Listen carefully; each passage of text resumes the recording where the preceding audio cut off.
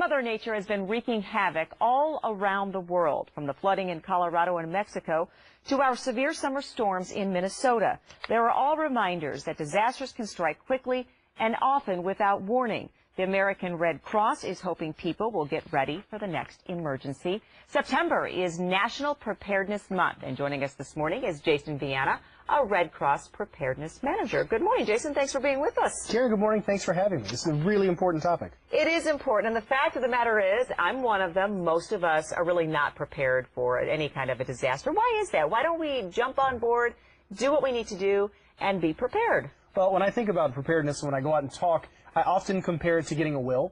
Okay. Because it's one of those things that people, they know they need, but they don't always take the time to do it. And you don't want to think about a bad thing happening. People don't like to dwell on bad things. They don't like to dwell on them at all. But the good news is, if you're not prepared, it's easy to get started. Preparedness and being prepared for disasters and emergency, it's not rocket science.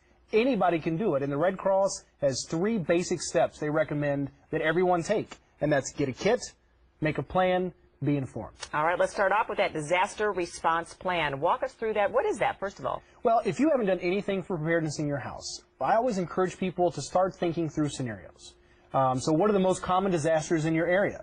And Karen, what would you guess is the most common disaster prevalent in Minnesota? Fire.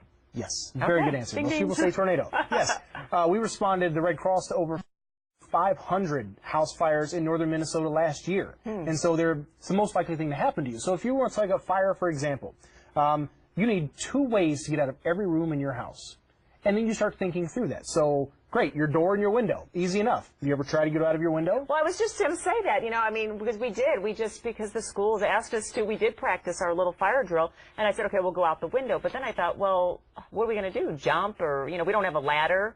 And I don't know what we'd break. What if we couldn't get the window open right away? So that's why it's important to think about it ahead of time. Yes, if you're on the 2nd floor, you should have a ladder. If you're in a high-rise building, what's your plan going to be? When you start walking through the scenarios, the solutions can become pretty evident. Let's say you did get out of your window and you couldn't get to the other parts of your house. How would you know that everyone else got out safely? A meeting spot. Yes. And people get injured and die every year going back into homes looking for people that are already out. And so it's important. It's a simple, there's nothing complicated about telling, okay, we're all going to meet at the neighbor's house or at the tree or in the driveway. But everyone has to know. You have to think about it. And other things for your plan. Okay, do you have special needs in your house? Do you have pets? Do you have children? Do you have anyone with functional needs? Do you have any elderly individuals? Right. How would you account for all of them? It's not complicated. It just takes time. The challenge of getting prepared is not information. There's more information than you can read. The challenge is making it a priority. And at the Red Cross, with our partners, because it's not just the Red Cross, FEMA, Homeland Security, your local fire department, it's in everyone's best interest to have a resilient community. We want to build a culture of preparedness so that it's something that you just get in the habit of thinking about. All right. We also want to get to this. It's the emergency kit. We should all have an emergency kit. What goes in it? Well, it depends. There's no right answer for a disaster kit, but there are a lot of wrong answers. Okay. And so it depends on your family and your situation. The American Red Cross has some basic recommendations for things that should go into your kit. We have many of them here on the table. Obviously, you want food and water. Sure. We recommend 1 gallon per person per day. Food. Canned food's great, non-perishable items. Don't forget your can opener.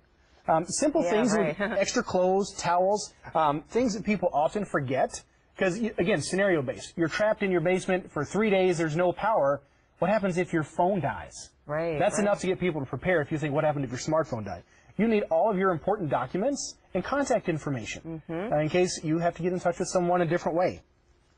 Cash. Oh, that's a hard thing to keep in that. Well, it is a hard thing to keep in there because you're probably going to rate it. Exactly. But that's why it has to be something you do consistently. If all the power's off, you can't swipe. What would it take to get you through several days in your house if the power went out in the winter? Right. Playing cards, games. If you have kids, you don't want to be bored. And you can have a kit for your house. You can have a kit for your car. You just want to put thought into it. Don't worry about getting it right. Just worry about getting it done. All right. Before we run out of time, the Red Cross also has a mobile app. Tell us about that. How can that help us out? Well, the Red Cross has developed an entire suite of mobile apps. Okay. And so the First Aid app and the Tornado app are my 2 favorites. Download them. They're free in the Android store or in the iPhone store. And they'll walk you through anything you want to know step by step. They'll give you a test to make sure you know what you need to do. And a part of the emergency plan that I forget sometimes, everyone in your house, another very common emergency, are health emergencies. Everyone in your house should have at least one person trained in first aid, CPR, and AED use. All right. Well, thank you very much. We appreciate you being with us today. A lot of terrific tips, and we should pay attention to them and be prepared. Thanks again for being with us. Thanks, Karen.